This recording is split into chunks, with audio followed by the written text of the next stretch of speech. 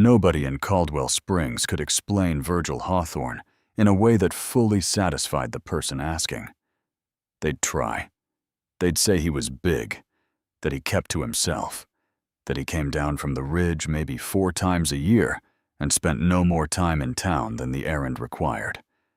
They'd mention the way he looked at people, not unkindly, but carefully, the way a man looks at a fence post to check whether it's still standing straight. And then they'd usually trail off, because explaining Virgil felt like describing weather. You could name the elements, but the feeling of it didn't quite transfer. He was 41 years old that autumn. He owned 300 acres on the eastern slope of Broken Horn Ridge, a respectable timber operation, and a mule named Patterson, who had outlived 2 horses and showed no signs of cooperating with death. But Virgil had no wife. He'd had one, briefly, years ago. But that was a chapter the town had learned not to open around him, not because he became angry, but because his face did something quiet and complicated that made people feel they'd walked into a room they weren't supposed to enter. He had come down to Caldwell Springs that particular Thursday for flour, lamp oil, and a new draw knife.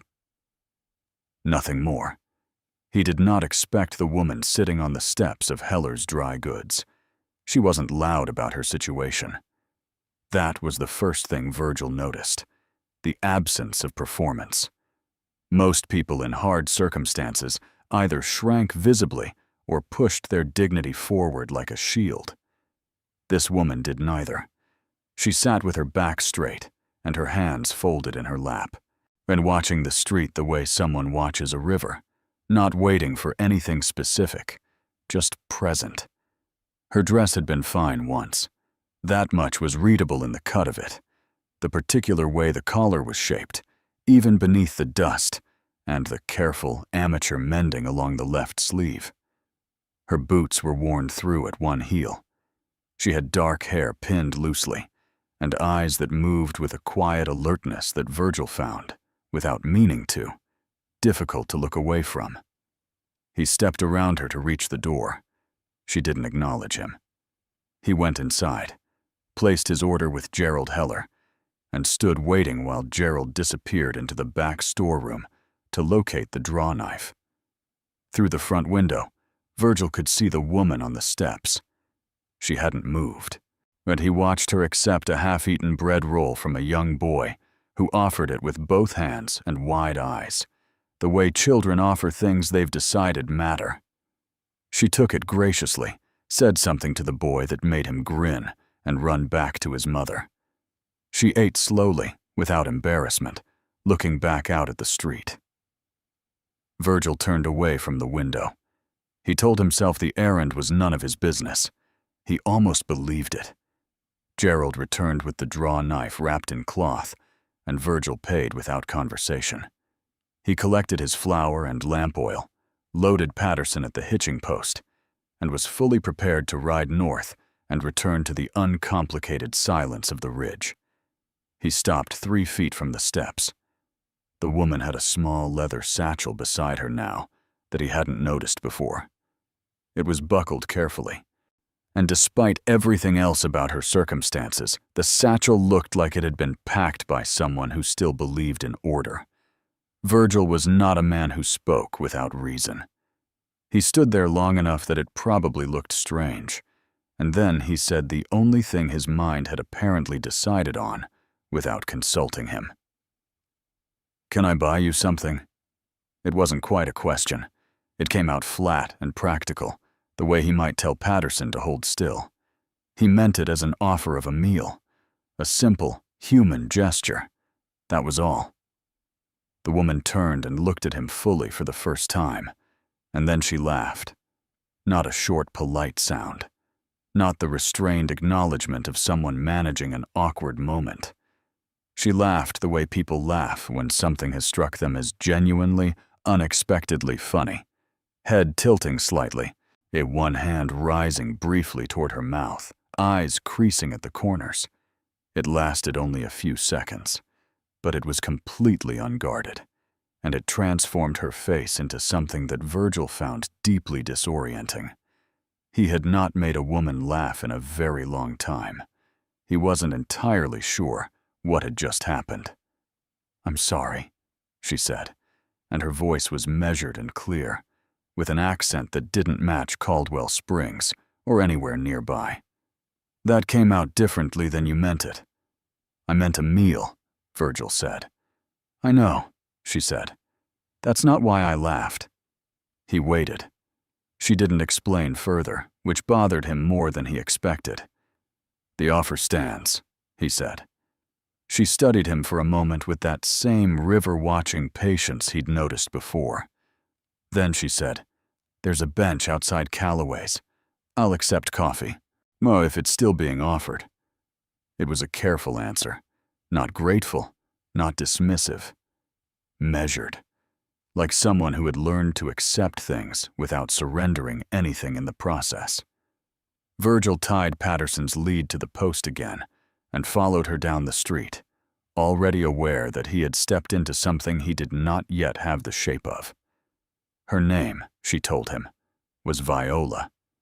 She offered it simply, without a last name, and he didn't press.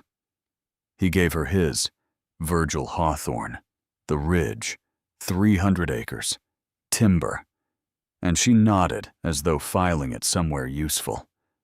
The coffee at Calloway's was strong and bitter, the way frontier coffee usually was, and she drank it without complaint.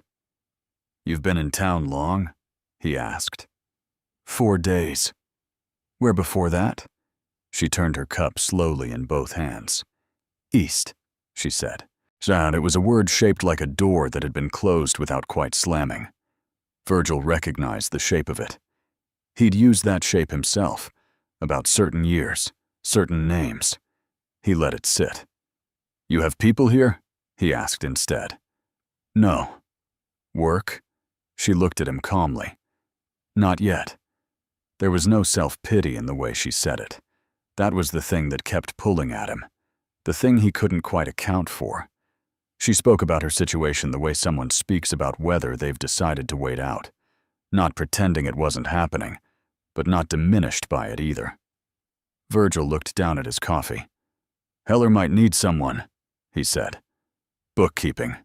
Yet he's terrible at it." "You know this from experience?" "He once charged me for a barrel of nails I never bought and didn't notice for 3 months. Something shifted at the edge of her expression. Not quite a smile, but related to one. "I'll ask him," she said. They sat for perhaps 20 minutes. The conversation moved in short passages, with silences between them that were not uncomfortable, which surprised Virgil, because silences with people he didn't know usually felt like obligations he wasn't meeting. When she finished the coffee, she set the cup down squarely and said, "Thank you, Mr. Hawthorne." "Virgil." She considered that briefly. "Thank you, Virgil." She picked up the satchel she'd set beside her chair, stood with the same straight-backed composure he'd noticed on the steps, and looked at him one more time. "Kim, you asked if you could buy me," she said. "That's funny to me for a reason I won't explain yet. But the coffee was kind. I don't forget kind." Then she walked back toward Heller's, unhurried, the worn heel of her boot making a quiet, uneven sound on the boards. Virgil sat there for a moment longer than he needed to. "For a reason I won't explain yet." Yet. That word had not been an accident. He was certain of it. And he was equally certain, in a way he hadn't felt about anything in longer than he could honestly name, that he wanted to know what she meant by it. He left a coin on the table, untied Patterson, and started north toward the ridge. He made it about 100 yards before he realized he'd left the draw knife on Calloway's bench. He stood in the street. Patterson turned his head and regarded him with the expression of an animal that had seen this kind of thing before and had stopped being surprised by it. Virgil did not go back to Calloway's for the draw knife that same day. He told himself it was because the errand could wait, that a draw knife wasn't urgent, that the ride back up the ridge before dark was more practical than retracing 40 feet of boardwalk. He told himself these things with the particular conviction of a man who knows he's constructing an excuse, but hasn't yet decided to admit it. Patterson carried him home without comment. That night, Virgil sat on the porch of his cabin and watched the valley below settle into dark. The timber operation was quiet. The tools were put away. The fire inside was low and steady. Yet it was the same evening he had spent 1,000 times on this ridge, comfortable in its sameness, unbothered by the absence of conversation or company. Except that tonight, for the first time in years, the quiet felt like it was waiting for something. He picked up his coffee, found it had gone cold, and set it back down. For a reason I won't explain yet. He didn't know her last name. He didn't know where East meant, or how long 4 days in Caldwell Springs had actually cost her, or why a woman who carried herself like old money was sitting on the steps of a dry goods store with a mended sleeve and a worn-out boot heel. He knew the coffee had been accepted without performance. He knew she'd made the boy with the bread roll grin. He knew her laugh had been completely, unexpectedly real. These were small things. Yet he was aware they were small things. He went to bed at his usual hour and slept without difficulty, and told himself the matter was finished. He was back in Caldwell Springs by Friday noon. The draw knife, he told Gerald Heller, who nodded without particular interest, and went back to tallying a column of numbers that Virgil noticed, even from across the counter, contained at least one obvious error. Viola was not on the steps of the dry goods store. Virgil collected the draw knife, took his time about it, and then walked to Calloway's for coffee he didn't especially need. He sat at the same bench as the day before. The street moved through its ordinary Friday business. A wagon unloading feed, 2 women talking outside the milliner's, a dog sleeping in a patch of sun with the absolute commitment only dogs manage. No Viola.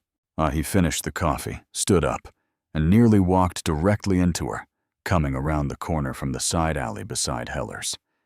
She stopped. He stopped. There was a brief moment of the kind of mutual surprise that strips people briefly of whatever composure they'd been carrying. "Mr. Hawthorne," she said. "Virgil," he said. The corner of her mouth moved. "Virgil." She was carrying a small ledger under one arm and had ink on the side of her right hand, a dark smudge just below the knuckle of her little finger. Her hair was pinned more neatly than the day before. "Heller took you on," he said. "Yesterday afternoon," she said. "His books are—" She paused, selecting the word carefully. "Optimistic. He charged me for nails. He's charged 3 different men for the same barrel of rope over the course of 2 years, she said. None of them noticed. Virgil looked at her. "You found that in 1 day." "I find things quickly," she said. It wasn't a boast. It was delivered the same way she delivered everything, plainly, as simple information, without decoration. He stood there a moment longer than the exchange required. "Have you eaten today?" he said. They went back to Calloway's. This time she ordered eggs and bread, and ate with the same unhurried composure she brought to everything. And Virgil drank coffee, and asked no questions, and waited. Because he had decided somewhere between the ridge and the valley floor that the correct approach to Viola Brisbane, he still didn't know her last name, but Brisbane felt right somehow, felt like the shape her dignity had, was patience. She was the one who opened something first. "You live alone on that ridge," she said. Not it wasn't a question. Yes, by preference or by circumstance. It was a direct question, more direct than most people ventured with him. He considered it honestly. "Both," he said, "at different times." She nodded slowly, as though that answer confirmed something she'd already suspected.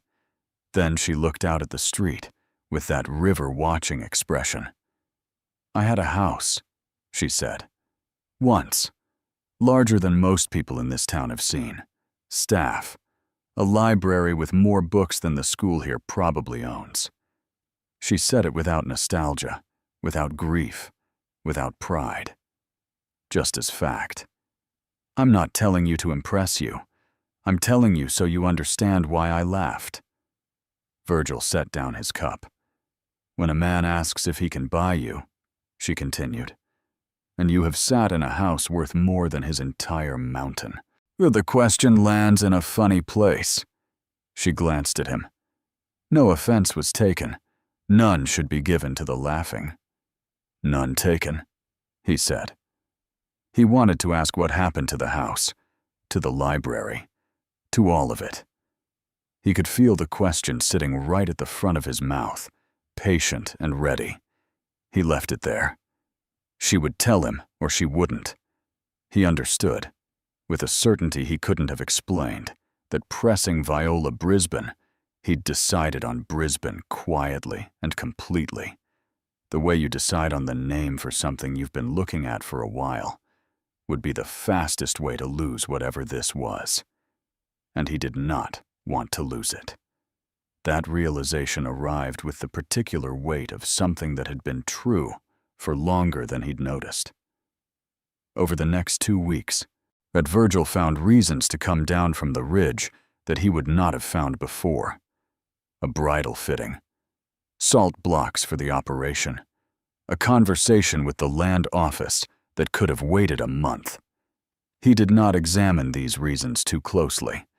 Patterson seemed to have developed an opinion about the frequency of the trips, but kept it to himself. Viola had taken a room above the milliner's shop, a small arrangement with a woman named Mrs. Fitch, who charged fair rent and asked no personal questions, which Viola had apparently identified as the most important qualification. She worked Heller's books every morning, and by the end of the first week had corrected 14 months of errors and organized his inventory records into a system that Gerald described to anyone who would listen as a genuine miracle, though he said it in the tone of a man who was slightly embarrassed by how much he'd needed one. Virgil and Viola had coffee on Tuesday and Thursday, by an arrangement that had never been spoken aloud, but had simply settled into place the way certain things do, not decided, just understood. She told him pieces, not the whole, never the whole, yet, but pieces. Her father had built something significant in a city back east. She had grown up with the particular education that wealthy families gave daughters in that era: music, languages, figures, letters. When her father died, there had been a man, a husband, chosen badly, chosen in grief, chosen with the specific terrible logic of someone who mistakes decisiveness for wisdom. The husband had been charming and financially catastrophic in ways that revealed themselves slowly, over years, like a leak in a roof that only shows itself in the worst weather. She said none of this with bitterness. That was the thing about Viola that Virgil kept returning to, alone on the ridge at night. The absence of bitterness. She had been taken apart by circumstances that would have corroded most people down to anger and suspicion. And she sat across from him at Calloway's on Tuesday and Thursday mornings, with straight posture and ink on her hands, and talked about it the way someone talks about a road they've already walked, not happy about the distance, but done with the walking. He admired it in a way that made him uncomfortable, because admiration was a feeling that required him to acknowledge how much he'd stopped expecting from people. It was on the third Thursday that she asked him about his wife. Not cruelly, not nosily, but she asked the way she asked everything, directly, as though she'd decided the question was fair and was prepared to accept whatever came back. "You were married," she said. "Yes." "What happened?" Virgil looked at his coffee for a long moment. "Fever," he said. "Winter of '81. She was gone in 4 days." He paused. Her name was Ruth. Viola was quiet for a moment. That's the kind of loss that changes the shape of a person, she said. Yes, he said. She didn't say she was sorry. He was grateful for that. Sorry was a word people used when they didn't know what else to offer, and Viola, he had learned, did not speak to fill space. Instead, she said, "Ruth would have found Patterson funny." Virgil looked up. "You've mentioned him 3 times, she said. "There's something in how you say his name." Virgil was quiet for a moment. Well, then something happened in his face that hadn't happened in a very long time in front of another person. Something loosened, just slightly. "She would have," he said. "She had a weakness for stubborn things." Viola smiled. A full one this time. Not the edge of one. Not the almost. A real, complete smile that arrived without warning and sat on her face with the ease of something completely at home there. Virgil looked at it for a moment too long. She noticed. She didn't look away. That evening, riding back up toward the ridge, Virgil passed the spot on the North Trail where a person could look back and see the whole of Caldwell Springs laid out below. The lights coming on one by one in the windows, the smoke from the supper fires, the milliner's shop on the east end of the main street. And he stopped Patterson there and looked for longer than he had any practical reason to. Somewhere in that pattern of lights, Viola Brisbane was in a small room above a milliner's shop, and she was either reading or writing letters in that precise, careful hand he'd glimpsed once over her shoulder, and she had smiled at him today, fully, freely, and said that Ruth would have found Patterson funny. She had said Ruth's name. Nobody said Ruth's name anymore. The town had quietly retired it out of a kindness that had slowly begun to feel more like erasure. Viola had said it plainly, like it belonged in the conversation, like Ruth was allowed to still exist in the present tense. Patterson shifted his weight and exhaled. "I know," Virgil said quietly. He turned the mule toward home, but something about the direction felt different now. Not wrong, or just different. Like a room you've lived in for years, where someone has moved one thing, one identical thing, and suddenly the whole space has a slightly different quality of light. He wasn't sure yet what to do with that, but for the first time in a long time, he wasn't sure he wanted to do nothing. The first frost came early that year. Virgil noticed it on a Monday morning, the thin, white edge along the cabin windowsill, the way Patterson's breath came out in small, visible clouds when he opened the stable door. Winter on Broken Horn Ridge didn't arrive gently. It came with intention, and a man who wasn't ready for it paid for the unreadiness in ways that were sometimes difficult to recover from. He spent that week preparing the operation, stacking timber, sealing gaps in the stable walls, checking stores. It was good work, and physical and absorbing, and it kept his hands busy in the way that had always been his preferred method of managing the interior weather he didn't discuss with anyone. But Thursday came, and he went down. He told himself it was for lamp oil. Patterson's opinion on the matter was expressed through the unusual energy with which the mule navigated the trail, as though the animal had somewhere specific in mind and was tired of pretending otherwise. Viola was not at Calloway's when he arrived. He waited the length of one coffee, which was longer than he usually waited for anything, and then walked to Heller's. Gerald looked up from behind the counter with the expression of a man about to deliver news he wasn't certain how to package. "She's not in today," Gerald said. Is she ill?" Gerald hesitated in a way that meant yes, but also meant something more complicated than yes. Virgil left without the lamp oil. Mrs. Fitch answered the door of the milliner's shop, with her arms crossed, and the particular expression of a woman who had appointed herself guardian of something and was prepared to defend the appointment. "She has a cold," Mrs. Fitch said. "She's resting." "I won't stay," Virgil said. "I'd like to leave something." He had nothing on him to leave. He stood on the doorstep aware of this fact, with a clarity that was almost embarrassing. Mrs. Fitch studied him for a long moment, with the thorough, unsentimental assessment of a woman who had seen a great deal of men standing on doorsteps and had developed strong opinions about the various categories they fell into.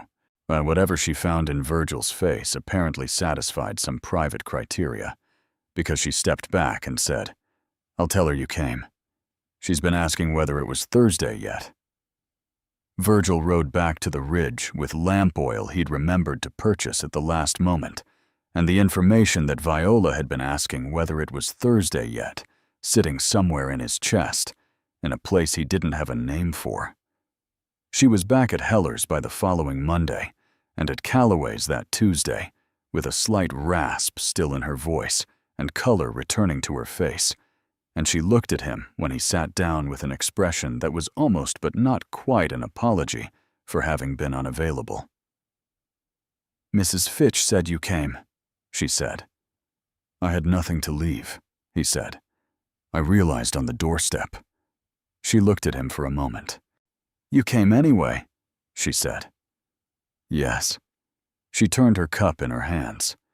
Outside, the street was cold and pale under a flat November sky. The warmth inside Calloway's felt more concentrated against it, more deliberate. "Tell me about the ridge in winter," she said. It was an unexpected request, not about timber or acreage or any of the practical geography he'd described before. She wanted the lived experience of it, the texture of it. He could hear that in how she asked. So he told her. He told her about the way the snow collected in the eastern hollows first, and stayed longer there than anywhere else. About the quality of silence that settled over the operation after the first heavy snowfall. Not empty silence, but full silence, the kind that had weight and presence. About the mornings when the whole valley below was lost in fog, and the ridge stood above it in clear, cold air, and the feeling of that, which he had never successfully explained to anyone, and didn't fully explain now, but came closer than he expected. Viola listened without interrupting. She had a quality of attention that Virgil had encountered in very few people, a stillness when someone else was speaking that communicated not just patience, but genuine interest. The sense that the words were actually landing somewhere and being kept. When he finished, she was quiet for a moment. "I'd like to see it," she said. He looked at her. "The ridge," she said. "In the snow. I'd like to see it." He brought her up on a Saturday in late November. He had thought about it carefully, the propriety of it, the way the town would read it, and then had thought about it less carefully, and then had stopped thinking about it in those terms entirely, because Viola Brisbane was not a woman whose decisions required the approval of Caldwell Springs, and he had decided some time ago, quietly and completely, that he was done making choices based on the management of other people's interpretations. She rode a borrowed horse from the livery, with the ease of someone who had learned young and not forgotten, and she said nothing for the first half of the ascent, except to occasionally comment on something she noticed. A particular rock formation, the way the trail bent, the sound the pines made in the upper elevation wind. When they came out above the fog line, and the valley disappeared below them, and the ridge opened up into that particular clarity he'd tried to describe, that she stopped her horse and looked at it for a long time. "You said you couldn't explain it," she said finally. "I can't." "No," she agreed. "You can't." She looked at it a moment longer. "But you were right about the weight of it." They rode to the cabin. He showed her the operation, the timber stacks, the stable where Patterson regarded her with his customary philosophical suspicion, before accepting a piece of carrot, she produced from her coat pocket, with the preparedness of someone who had anticipated making his acquaintance. "He likes you," Virgil said, with some surprise. "Animals and children," she said. "I've always done better with them than with adults." She said it lightly, but there was something true underneath it that she let sit in the open without apology. Inside, he made coffee on the iron stove, and she stood at the window that looked east down the long slope of the ridge, and the snow was coming in small, quiet pieces now from a white sky, and the cabin was warm, and Virgil stood at the stove watching her watch the snow, and felt something he had not felt in this cabin since Ruth. Not grief's opposite, not its replacement, but something that occupied a different space entirely, something that had its own quiet right to exist. She told him the rest of it that afternoon. The husband's name was a man she called simply he. She had stopped using his name some years ago, she said, as a small personal act of reclamation. The debts had been substantial. The house had gone first, then the contents of it, then the last of her father's estate that she'd protected for years in an account the husband had eventually located.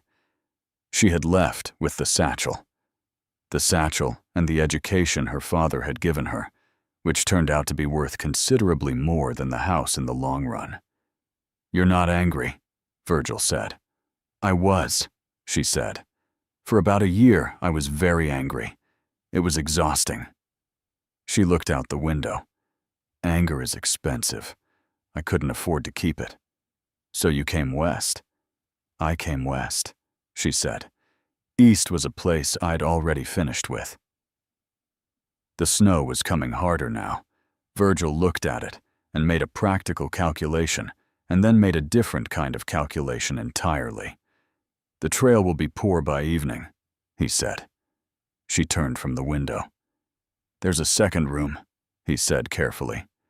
It was Ruth's room, gone for a time when she was ill." He said it steadily. "It's clean. Mrs. Fitch would understand, and the ridge is safer in the morning." Viola looked at him with that full, clear attention of hers. "All right," she said, simply, without drama. They ate supper at the small table by the stove.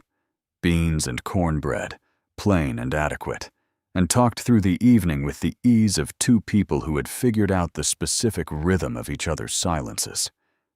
The snow came down outside the window, and the fire held steady, and Patterson could be heard occasionally shifting in the stable, the sound of him oddly companionable through the wall. At some point, the conversation had simply wound itself down into a comfortable quiet, and they sat with it, without either of them feeling the need to fill it. Then Viola said, without particular preamble, "I think you're the most honest person I've met in a very long time, Virgil Hawthorne." He looked at her. "That's not a simple thing to be," she continued. "Most people think honesty means saying true things. You mean something more than that by it. The way you sit with things, the way you wait." She paused. Ruth knew what she had. He was quiet for a long moment. "So did the man who lost you," he said. She looked at him. Something moved through her expression.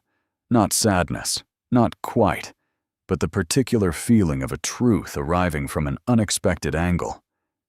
"He didn't know it while he had it," she said. "No," Virgil said. "That's what I meant."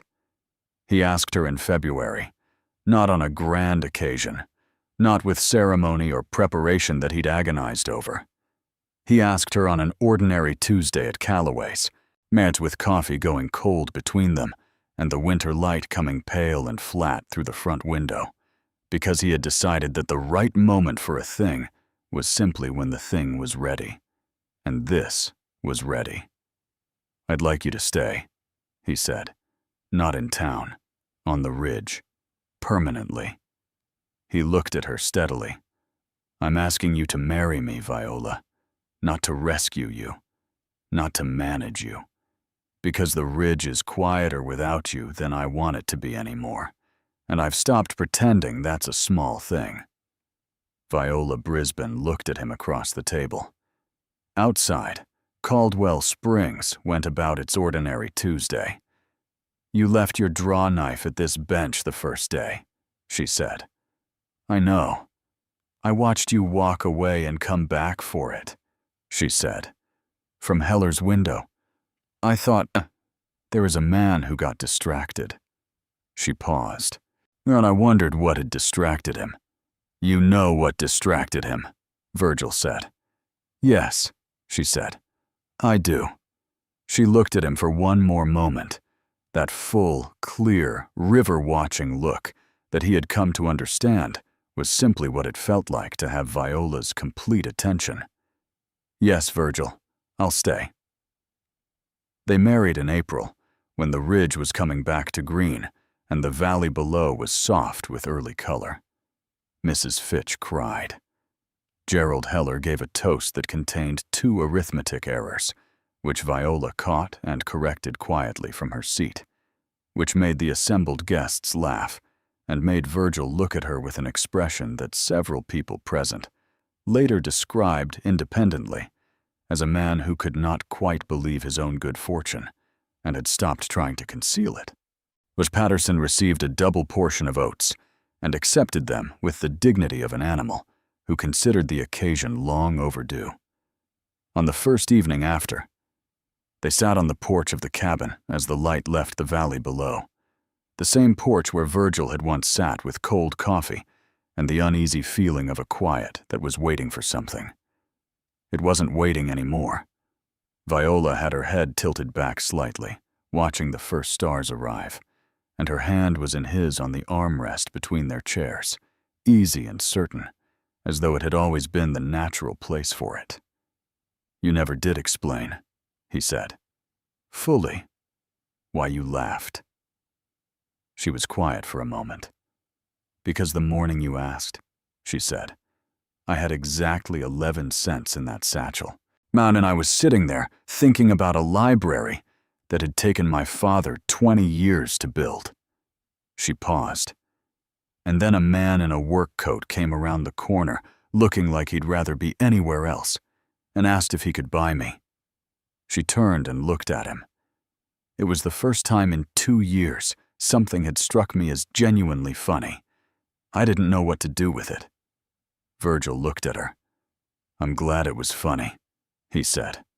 "So am I," she said. "It meant I wasn't finished yet." The stars came out one by one over Broken Horn Ridge. Down in the valley, Caldwell Springs settled into its evening, and on the porch of a cabin that had been too quiet for too long, 2 people sat with their hands together and let the night come in without rushing it. Some things, Viola had once said, you wait out. Some things, it turned out, were worth the wait.